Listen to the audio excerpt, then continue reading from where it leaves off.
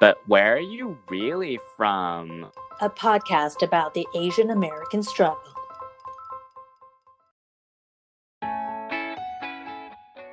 Hi, I'm Jesse Lynn.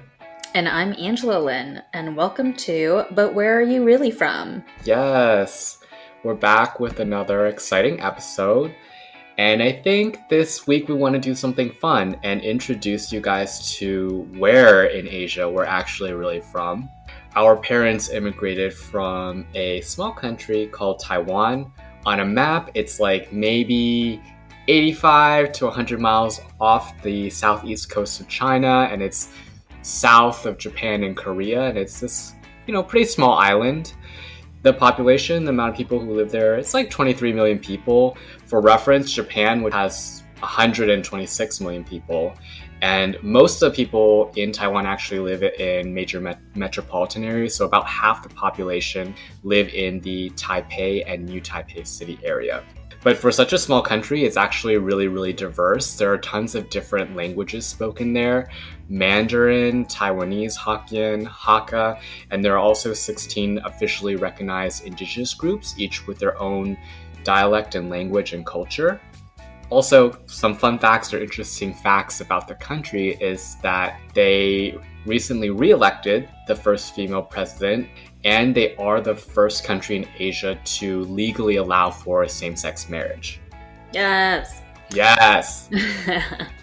Very different than in Western culture from a religion standpoint. There is a slight majority is Buddhism. That's the leading religion that's practiced, around a third of the population.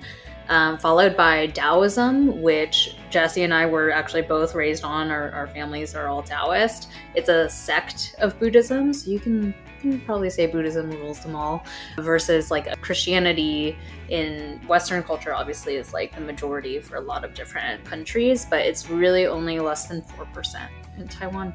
And just for some grounding, so you know kind of who came before the Taiwanese, way long ago, the Dutch, I think, were the first to set their sights on Taiwan, but that was like centuries ago. The Japanese also took over Taiwan for a bit, and Taiwanese people actually have a really interesting and very positive relationship with Japanese people. There's a lot of similarities between our two cultures, so that's a pretty friendly relationship. And then, of course, most recently, it's the Chinese relationship there, where Taiwan was actually founded by people who were Chinese and fled from China to kind of start their own world based on the ideologies that they had. So now you guys know a little bit more about Taiwan and where our families came from. So this week we're taking you back to the motherland of our parents, Taiwan. So I think we'll kick it off and just discuss our roots, like how much of your family is still there? The majority of my family is actually still there. It's a very few of us actually immigrated. I don't know which one it is. When you leave the country, emigrated, whatever. Emigrated. There's the one with the E, and then there's the one with the I. That's what I'm saying. I don't know which is which. Okay, anyways.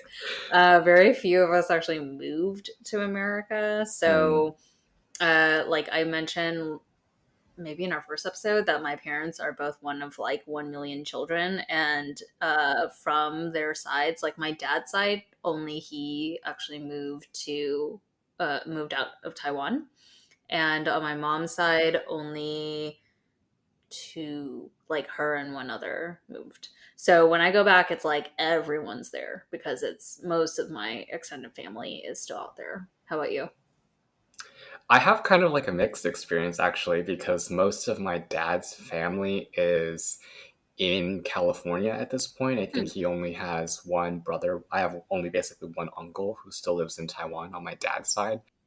But definitely when I go back, the family connection I really have is with my mom's side of the family, because almost her entire family is still there. She has 4 sisters and a brother, and they all still live in various parts of Taiwan. So when I go back, my family connection is with that larger group of family members, aunts, uncles, and cousins.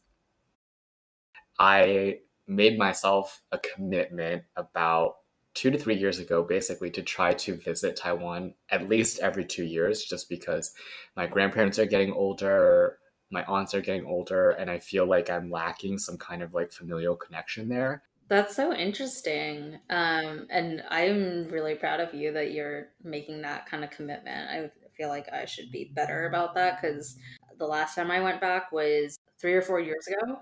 And that was the first time in 8 years that I had been back. Mm, So it'd been like a huge gap. And I went back for my cousin's wedding. So, mhm. but I definitely like feel some guilt for not going back as frequently, especially because my parents are retired. So they spend like half the year in Taiwan. So I could easily go back.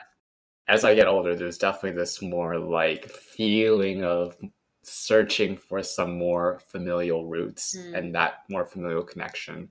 Well, you're Just, also an only child, so that's probably yeah, like, I know. Lonely and sad forever. oh. So tell us what you usually do when you go back to visit family there, because it is quite some time, between visits. What do you usually do? I mean, we eat a lot. Hmm. Like my aunt and uncles are all really good at cooking, so like they'll cook, but also we'll have to hit up all the hot spots, like, all the night markets are definitely Yeah. where the best food is at. So, and I they always cater to like what you want to do. At Hmm. least when I'm there, they're like, "What do you want to do?" I'm like, "Eat Yeah. all the things." Yeah. So I'm like, "I need stinky tofu. I need yanshuji, Oh, the salty yes. crispy So chicken. good. I need Boba. like Boba. uh Tons of I boba. don't crave boba, but I'm like I know. I love douhua, the Okay. that like Also good. tofu sweet pudding thing. Hmm. Yeah, the basically Delicious. we hit up all the foods. Yeah. Um and then Taiwan has all these like fun little like coastal towns that also have mostly like really good food and like cute things to do there. So I think they just try to like show me around because I'm not there that much, but Hmm. it's a lot of eating. How about you? Yeah, I would say it's about the same, and they're also very, very open to building the schedule around what you want to do, which is really funny because usually I have like no idea what I want to do and I'm just like, show me whatever. But definitely, yeah, a lot of eating our way across the country. And also, the last time I was there, though, I was there for a longer period of time, and it was the second time I had been in 4 years. So I was like keeping to that pattern that I wanted to. So we were able to do like some other stuff that I would say is less touristy. So we went to this tours of one of those like small night markets that you talk about. It's just all ceramics, like literally, and What? like I want it's mostly like plates and bowls and like Yeah, but housewares. that's But that's yeah, super fun, super cheap. it's underrated. People don't think about it a lot. Yeah. Yeah. I mean, so we're talking about like our recent experiences. Like, how do you feel? How do you feel like traveling to Taiwan has changed for you from like really small to like now? Oh, it's completely different. I mean, when I went every 3 years, like I said, when I was a kid, it was always summer vacation. And so we'd spend like 2, 3 months there, like the whole break there. And I'd live at my grandma's house. Um, and it kind of, looking back on it, I feel really like guilty thinking about it this way, but it almost felt like a prison because I was like, because I was stuck there all summer and I understood everyone, like what my mom raised me speaking Chinese, so I can communicate just fine with everyone. But it was like, I just grew up American, so I went there and I was like, what is this like country bumpkin? Like, even though I was in Taipei, right? Like compared to the U.S., it just kind of felt a little bit more country the way that they run things, and I was a kid, so I couldn't like go out by myself. So I was like in the house and like beholden to whatever the adults were doing. And also, I'm highly allergic to mosquitoes, so I just like hated it because it was mosquito season all the time in Taiwan. So I didn't like it that much when I was a kid, which is like makes me really sad thinking about it now. But yeah, thinking about that versus now when I go back, totally different because I think you mentioned this and part of like why you are making that commitment to go back every 2 years. I think there's the like seeking out the familial connection, but also I think as we grow older, like it's the reason we're starting this podcast, right? Like we want to get back to our roots, like you said, and like appreciate our culture more. And so when I go back, I'm seeing it almost with fresh eyes because I have a greater openness to like receiving what's around me and like understanding the culture behind what I'm doing there. So it's totally different. How about you? Yeah, I agree to a certain extent, although I will say I always had fun when I went back. It just was, as I think as you mentioned, it just wasn't as much fun as I wanted it to be. Like, you know, I I think I have a few cousins that are like my age or a little bit younger, so whenever I would go back, like we would just have so much fun just hanging out with each other. But I think the main problem is that I would typically go back like as during my childhood during the summers, and it's not always a good time for the locals because they still have to go to school and they still have to go to work. So you don't necessarily see everyone that you want to during that time that you're there. I also feel like I kind of had like an opposite experience in a sense because I now live in a city. I love living in a city, but I think when I was a kid, I was probably like, I'm not really interested in being in this like big, noisy, gross, hot place like Taipei. I really enjoy being my country bumpkin self and in the countryside. But now, as you mentioned, as I've gotten older, like interests have shifted a little bit. I still really enjoy going back to the countryside and enjoying that nature aspect of it because I'm a tourist, duh. But but also like I really am also looking to seek out activities like in the big cities, going out, seeing what the nightlife looks like, and like things that you wouldn't have any interest in as a kid, really. So I think that there's a whole world of activities and things to find and explore and really connect with there that I haven't yet.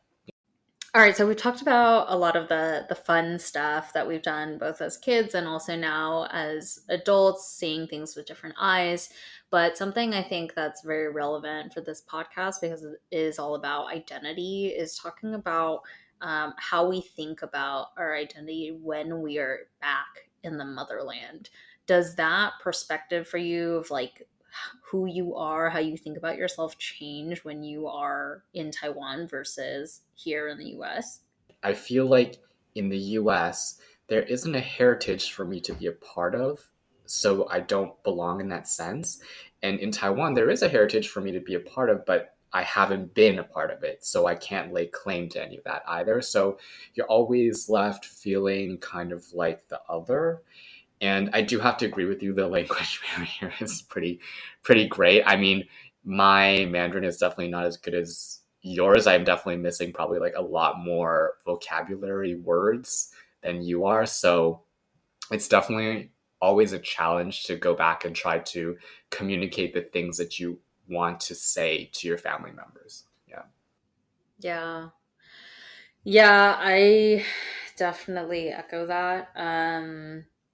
Not so much the not fitting in here. I think I feel that mostly when I am surrounded by a lot of like non when I'm around a lot of white people. I mean, I'm not very PC. Anyways, it's that's the only time when I like don't feel like I totally belong because it's so obvious that you're different from everyone else. But otherwise, I feel like very grounded in America and like I'm American. But when I'm in Taiwan, I naturally feel like I don't belong because I am really dark.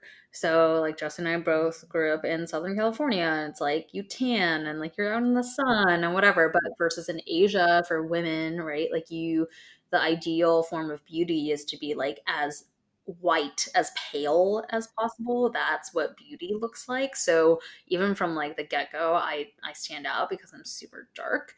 Like I distinctly remember this was in America, but it was when I was my mom introduced me to like an auntie that I hadn't seen in a really long time that I also didn't remember, but she remembered me from when I was a kid. And she's like, "Oh wow, you're so pretty. If you weren't so dark." And I was like, "F you." But anyway, so like just from like an appearance standpoint, I stand out.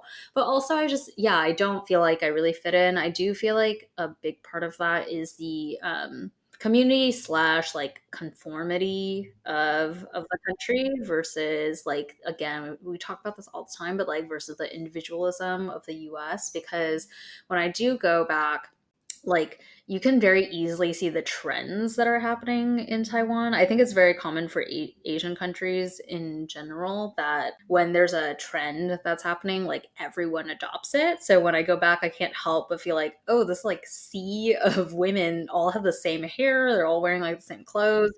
And so like naturally I stand out from that perspective too, because I'm like wearing whatever I want to wear and whatnot.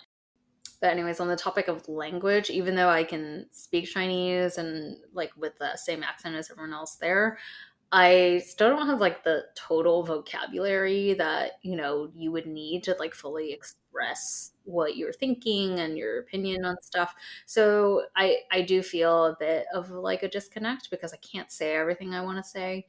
So yeah, that's a big part of it as well. And like I feel like even for my family, they're super welcoming and they want to like treat me well. And honestly, I feel like a celebrity when I'm there because they're like, oh my god, she's back.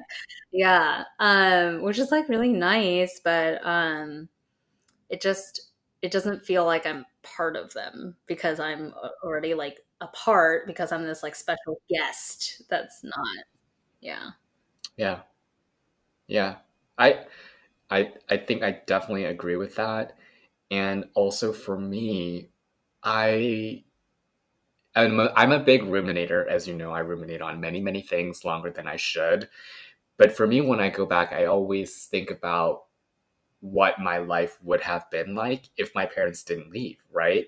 Because you can see what it would be like because it's the life that your family members live there. So there's always for me a little bit of like melancholy going back because I'm like, man, like this social safety net in a sense, this group of people that are so welcoming to me now, I didn't really have that growing up necessarily because the family that was with us in California growing up is much smaller.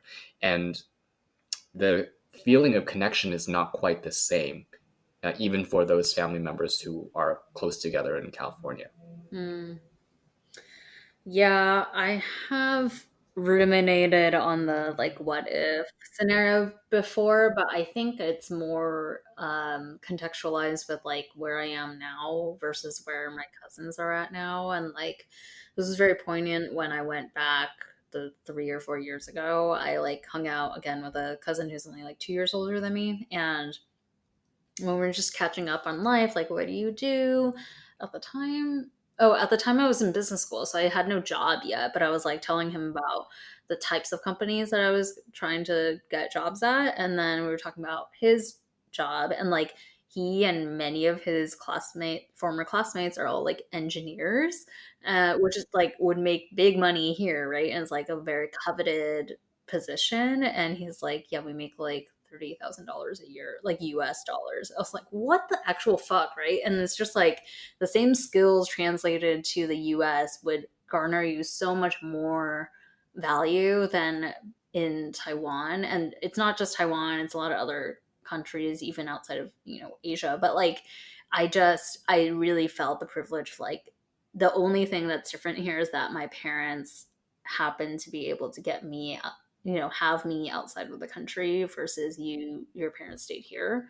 And there's again like a sense of guilt because we just like neither of us controlled how our parents decided like what to do with their lives and then therefore our own fates. And this is just like how the cards played out. Yeah, and it's super jarring, right? It's super jarring because when you think about your sense of self, you're like, I constructed this, I built this. But then when you start looking into your roots, you start to see like how many pieces of yourself are in a sense like predetermined. Like you didn't really build it. Like it came from your background, your identity from where your parents came from. Yeah.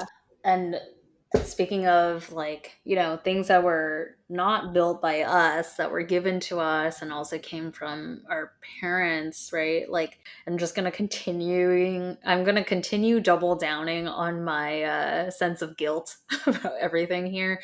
But like, my parents both talked about how they both grew up super poor, and like to the point where they were like, yeah, when we were kids, we walked like 1 or 2 miles a day to school and we were barefoot because we couldn't afford shoes, and like we had so many brothers and sisters that like you weren't special, and like you just you were trying to like survive. And so comparing that with like our, you and I grew up like upper middle class at best, right? But like that compared to actual poverty is just like night and day. A world of Yeah. And difference. I like Yeah. it puts everything into perspective. Like every fight I've ever had with my parents and stuff, I'm like, do I have any right to have had any fights with my parents? Because they've like sacrificed so much Hmm. to give me something infinitely better than they had as they were kids. And it just, again, I feel so fucking guilty every time I think about that Hmm. difference and what they had to do to get us here. Yeah. Yeah, definitely the same. I think background with my parents too. Like they grew up super poor in the countryside, and actually, it's really, my parents. My mom told me the where they used to live. It's the same place where they live now, but there's actually a big house now, and there's an annex. So my mom's side of the family makes tea, and that annex is basically where all the tea is like dried and stuff and made. It's not that big. It's probably like the size of like a shotgun house. And she was like, when we grew up, this is where we lived, in the annex. There was no house at that time. So it's all these things, I think, definitely put some context to the privileges that we've had growing up with. But I also think that I feel like I've inherited what my parents wanted in terms of a better life into my sense of identity now. Like they took a huge risk moving to a completely different country where they didn't speak the language and didn't know if they would have jobs, didn't know necessarily where they would be living in like a year from now. And they made it work. And I feel like part of that ethic and that desire to take risks and move on to something greater and better for yourself, that's definitely something that I think that I've inherited as part of my identity.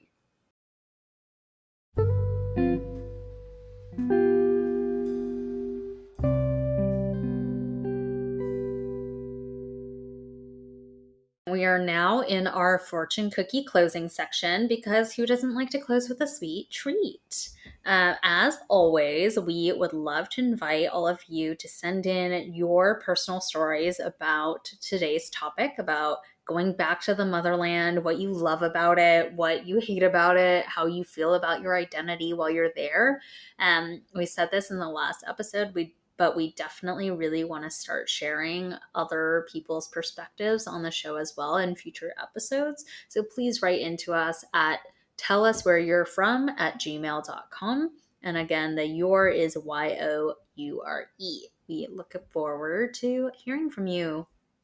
So, we want to introduce some Taiwanese culture and some fun things that we really enjoyed as kids that were exported out of Taiwan in a sense. So, I think for me, I definitely had a huge mini gay crush on this girl group called SHE. I thought their music was so great. And it's so funny because they're like this very local Taiwanese girl group. They're like super prolific. I think they were still making music as of like a few years ago. Mm. So they're still together and going strong. They're like the Pussycat Dolls of Taiwan because they're back. Pussycat Dolls are back.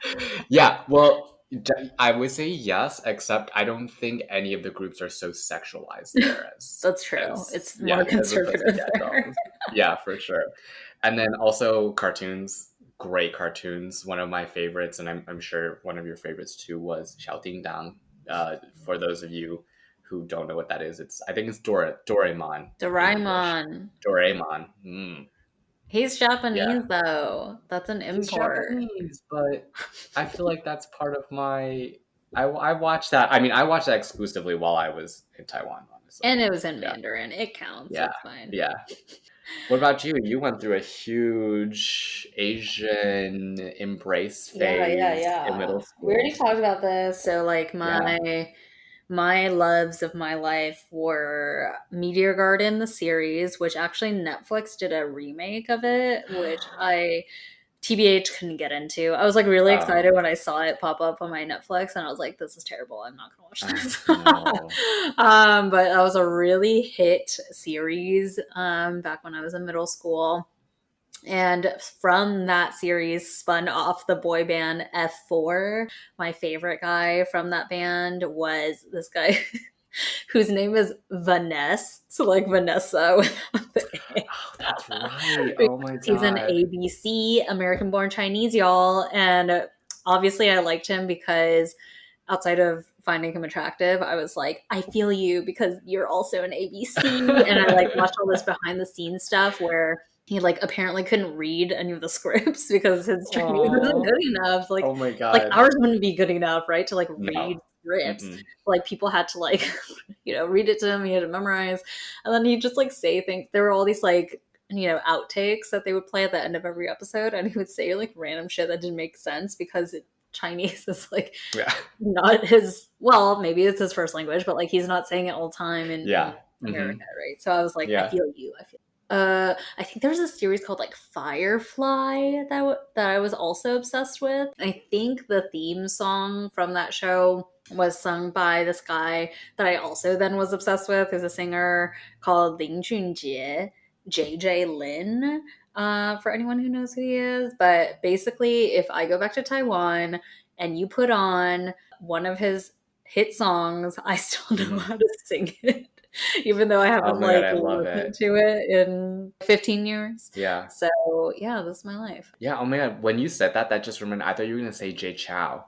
I No, that's my forgot. brother. My Everyone brother was loves him. so. Were you not into him? I was so into him. How were you still Super into him? I cute. feel like he was too old for me. Like my brother liked him because he was closer to my Yeah, brother's age, but I was like, that guy's old when I was when my brother was because he's into him. hot. Because he's hot. He had like really nice abs. Yeah. Wow, such a throwback. I love it. All right, guys. Well, if you really enjoyed this episode as we enjoyed making it, please like, follow, subscribe, send us DMs, send us sweet messages, send us sweet feedback. And as always, check out next week's episode, which will be coming next week. As we like to always close. 再见，再见，bitches. bitches.